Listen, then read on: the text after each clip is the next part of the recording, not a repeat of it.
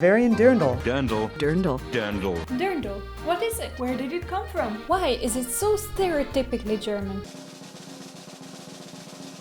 Welcome back everyone. This video is the first in the new chapter of my ongoing video series titled What My Ancestors Wore, where I recreate costumes my genetical ancestors may have worn. In the next couple of videos, I'm delving into the biggest group that contributed to my genetic mix. 44%. The Germans. Funnily enough, I have more German ancestors than Hungarian, despite being Hungarian. More specifically, I will be recreating a Bavarian costume, as, according to 23andMe, that is one of the most likely regions my ancestors may have lived. Side note, in a later series I may be exploring another region that my family tree kind of leads back to, which is the Black Forest region, where the Tracht includes a crazy big hat called the Bollenhut. To research the topic, I used these books, as well as countless online resources, from which I can really recommend this one, which is not just a really good source of information, but it's also a step-by-step tutorial on how to make a dirndl. And it also comes with a sewing pattern. Now, if you were paying attention, you might have noticed that two of these books are written in German, a language I do not speak. So how do you read a book that's in a language that you don't understand? Step 1. Gather your ingredients. Identify a book that you want to read, but it's written in a language that you can barely order food in a hütte in. 2. Get a smartphone and download the Google Translator app onto it. 3. Open the app and use the scan setting to take a picture of the page you want to read. Even lighting helps, as well as a straight-on shot. Then you can select the part you do want to translate by highlighting them. If you're like me and you prefer reading on paper, you can save this text into a Google Doc and copying it with this button on the bottom and pasting it into a new document. I translated a whole chapter first, then I printed it from my laptop by accessing it from the Google Docs. Technology. So first of all, I wanted to find out where the dirndl originates from. But the rabbit hole I fell down to while researching this one. We really shouldn't be doing this. After all, we haven't been invited, and curiosity often leads to trouble. You know how you think like, Germany, oh yes, of course, dirndl, I know that. Well, no. Let's start with the fact that Germany, much like Italy, wasn't one united country for most of its history, rather than small principalities and regions that fought with each other constantly for land. And this resulted in a country that's so diverse that even within one region, like Bavaria, you can find a near impossible amount of folk costumes, or Tracht as they are called there. The Tracht is a High German word for costume, comes from the word tragen, to wear, and originally denoting the costume of a certain class in a certain region at the current time. Nowadays it means the traditional costume of a certain region, based on usually what the Tracht movements of the late 19th, early 20th century postulated as being traditional. But let's start in the beginning.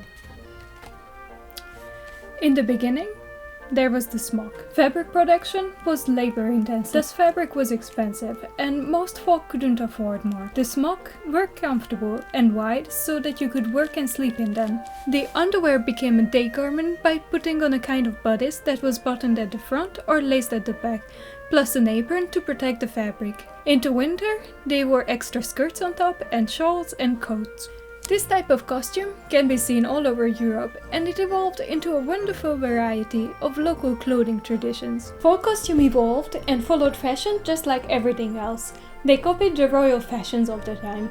You can trace the origins of the dirndl style to the 17th century dresses, tight stiff bodices with big skirts.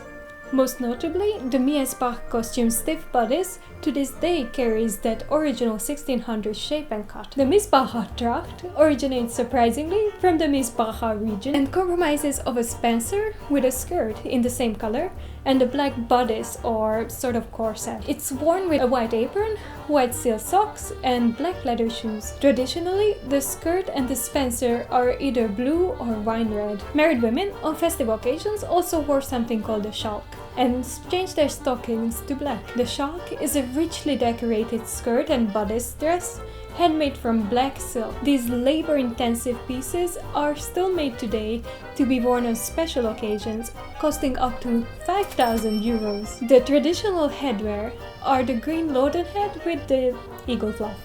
The most striking part of the costume is the approximately 4-meter-long silver chain with medallions and coins on it, and the flower they tuck into the bodice on festive days. This way of displaying your wealth on your body using coins as a decoration is something I actually encountered before, for example in parts of Greece and Croatia too. The Pongauer Tracht is also very similar to the Miesbach costume in a lot of ways. It also has a very valuable festive black silk costume called the rökigwan that consists of a wide black skirt that gives this garment the name, and the bodice with a smoked apron and a delicately decorated neckline. The bodice closes on a side with silver buttons.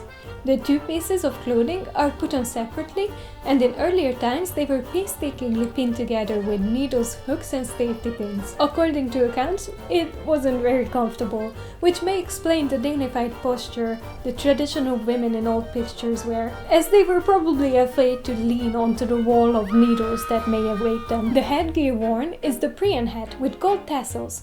This was a later addition designed by Anna Kopp in 1870, using a combination of elements from the municipal hat and the old Indwelly hat. Married women wear the traditional hat with these beautiful long black hat ribbons. The Pongauer Tracht. It's very similar to the Chiemgauer dress. In this area, they wear it with a white silk apron with a matching scarf in any lighter color, and a multi-gold corded black hat. The neckline is painstakingly decorated with beautiful black handmade silk flowers, ribbons, ruffles and beads. And finally, the Bavarian Tracht is one of the most exciting ones, and that's why I left it last. Its history goes back to the 15th century. The central component of this tracht for women is the jupe. The bodice of the jupe is either red or black, and it has gold embroidery on it. If it's red, then you can only wear it with white shirt underneath. If it's black, you can wear it with any colored shirt. The pleated skirt part of the jupe was made in its original form from raw linen that was washed several times to turn it white. Later on, they colored the linen brown instead, and even later, the influence of Spanish fashion led to the black jupe.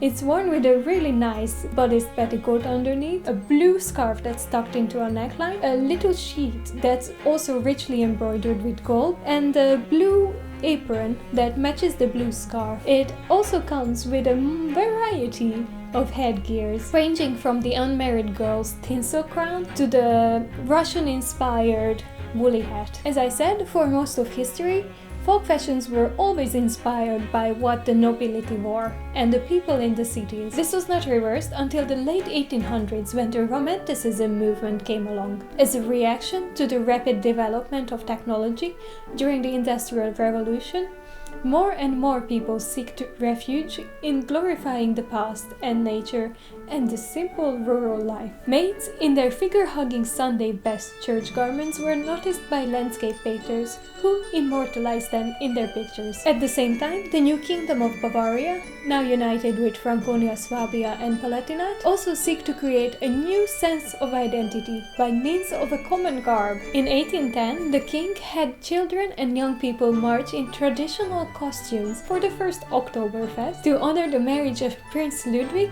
and Princess Therese, mother and father of Otto, the first king of Greece, husband to Amalia from my first video series. With the growing public interest, the tracht began to evolve into new styles by fusing with contemporary fashions, and the Dirndl was born.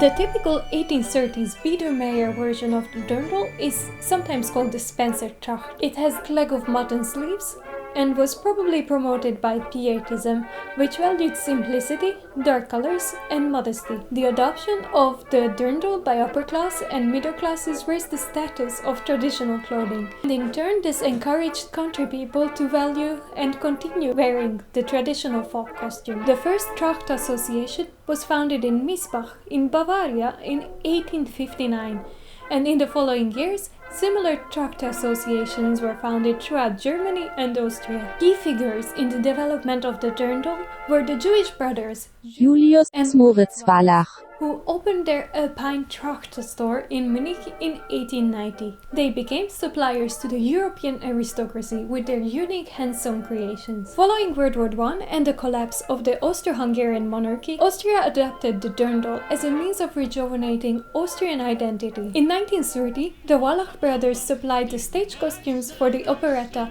The White Horse Inn, that became an instant hit worldwide. The Dirndl became an international fashion phenomenon. The film Heidi became a hit in 1937. By that year, the Dirndl was considered a must in every woman's wardrobe. This was the height of popularity of the Dirndl, but with World War II, everything was about to change.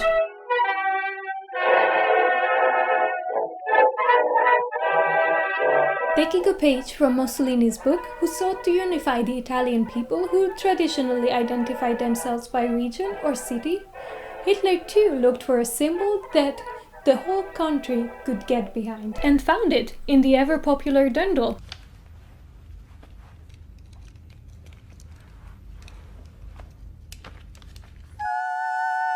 The Nazi propaganda was the one that encouraged the Dirndl's revival as the German national dress.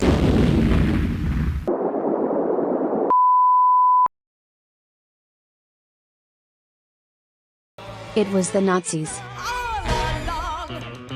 Fascist theory saw women as wives and mothers, beautiful, fit, hardworking and fertile. They often tried to convince women of Germany to follow these virtues via propaganda posters featuring fair maidens in dirndls, who the chic German women just dubbed Gretchen and mostly ignored. Even the wives of Nazi elite continued to buy the latest French fashion from Jewish couturiers. But soon, the propaganda has extended to only buying clothes from non-Jewish shops, as well as prohibiting Jews from interacting with folk cultures altogether. The talented Jewish couturiers, such as the Wallach brothers, were forced to close shop and immigrate from the country. The production of the Dirndl was taken over by the National Socialist Women's League. They published several books of Dirndl design described as decatholicized. Dresses were simpler, stripped from all decoration, and less modest, with shorter skirts, deeper décolletage, more emphasized waist,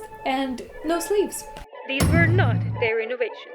They took credit for it anyway. They wanted to emphasize the female body to promote fertility and suppress any regional ornamentation to homogenize the German people. They also suppressed any other minority ethnic tracts and all regional tracts. As you can imagine, after the war, the Dirndl's popularity has plunged to a low never before seen. Its image has been tarnished by the association with the Nazis. The turn for better came slowly in the coming years. In the 1972 Summer Olympics, the hostesses wore sky blue dirndls to promote Bavarian identity. In the 1980s, there was a further revival of interest in the dirndl as traditional clothing was adopted by environmental and anti-nuclear movements. In the 1990s, dirndls and lederhosens experienced a boom in Austria and Bavaria, with some commentators speaking of a dirndl renaissance. As the years passed since the war, the increased confidence in German self-identity slowly revived the Tracht and the Dirndl too. Today, the Dirndl is back, stronger than ever, worn on Octoberfest and many other festivals, popular not among only Bavarians, but internationally. The history of the Dirndl is still being written, evolving with today's fashions embraced by contemporary fashion designers, furthering the folk legacy that started centuries ago.